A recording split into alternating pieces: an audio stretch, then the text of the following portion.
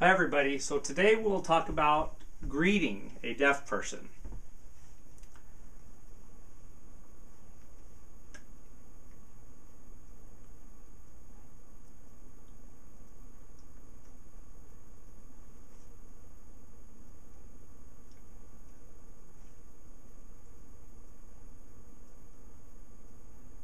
That's one way. Another way to greet the deaf person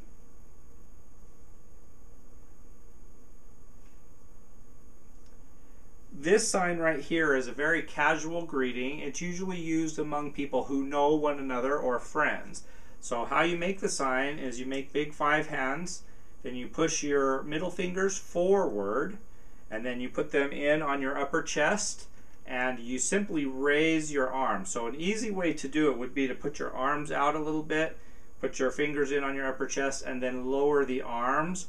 Once you get more experience, it might look a little bit like this, where there will be a little less arm movement, but a lot of times what new people want to do is they go forward with it, and it's not a forward sign, it's really more of an up in a sort of a semicircle kind of up circular movement.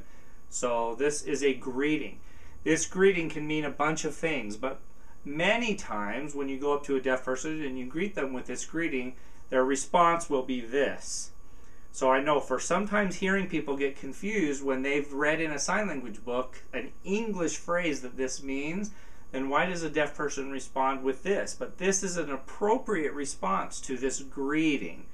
So I'm not going to give you a phrase for a greeting. Just understand that if you go up to somebody that you know, who you're friends with, and you go, this is a response that you will probably see. Okay, and this response, the movement or the shape, the hand shape is a big 5, and then the thumb is going to touch the middle part of your chest. It could come in, it might come in and stay, it might come in and have a slight bounce, it might have a little bit more of a movement to it. Some of that's going to be dependent on how you actually feel or how they feel when they're responding. So if you ask the question, they're going to respond to you with some version of this. This will be the hand shape. And then they'll have an expression that goes with it that explains how they feel. So maybe you go like this, and they'll respond.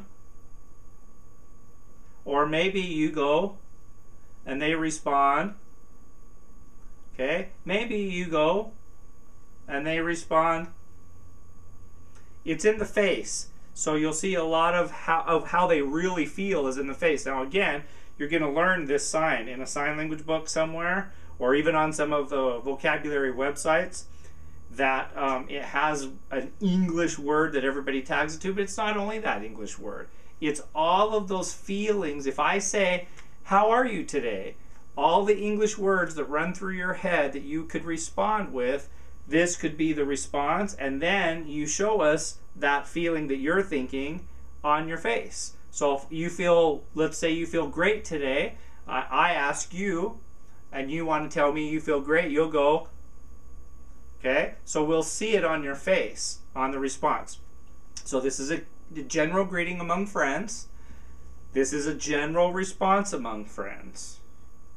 And then, let's just go through the dialogue a little bit more. If I ask you a greeting, so let's say I'm asking a greeting. So if I ask the greeting, the response to the greeting is this, and then if they want to ask me the same question back, they don't have to repeat the greeting. All they got to do is point back at me and raise their eyebrows. So those of you who are kind of new, you see me kind of role shifting or body shifting here. What's happening is if I'm representing myself, this is the question. If then the deaf person is responding to me, like if I'm facing this way, then they're facing me, right?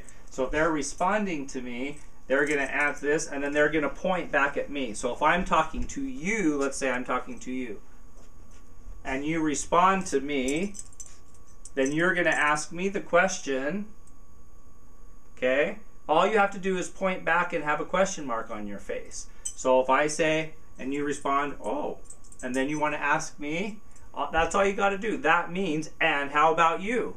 And then I'll reply however I feel, right? Okay, and then one of us will ask the other the name. If we're meeting somebody brand new, we can go like this. and then the other person will respond by giving their name.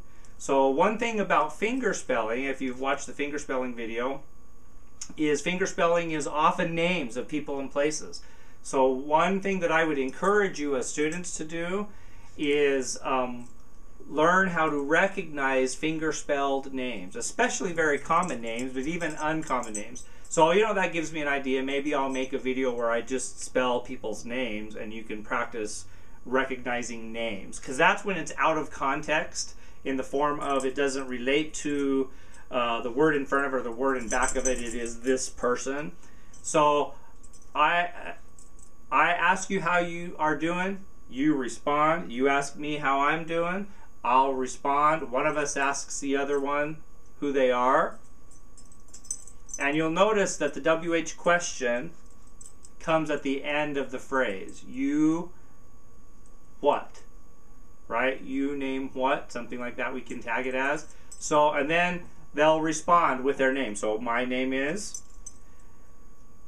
Then, once we both met one another, we can give a nice casual, it was a pleasure to make your acquaintance. And how we sign that is like this. Now you're going to see a few different ways to do it, but the easiest way to do it is to sign, put your hands, the fingers in this case, together.